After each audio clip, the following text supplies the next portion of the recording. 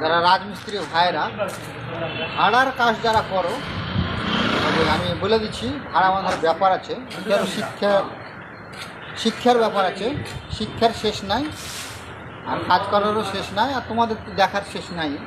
তো ব্যাপার হচ্ছে কতজন ধর দড়িটাকে এইভাবে দেয়, এইভাবে দিয়ে এটাকে টেনে দিল। এটা ভুল, এটা মানতে হয় না। তো বাঁধা যাবে, হয়তো রিক্সটা হবে, কিন্তু যদি এটাকে একটা বলে বনশিজি, এইভাবে একটা ধরলে আর এভাবে বাঁধলে, এটা হচ্ছে ভাড়া বাঁধার নিয়ম। ভাড়া বাঁধার নিয়ম হচ্ছে এইটা।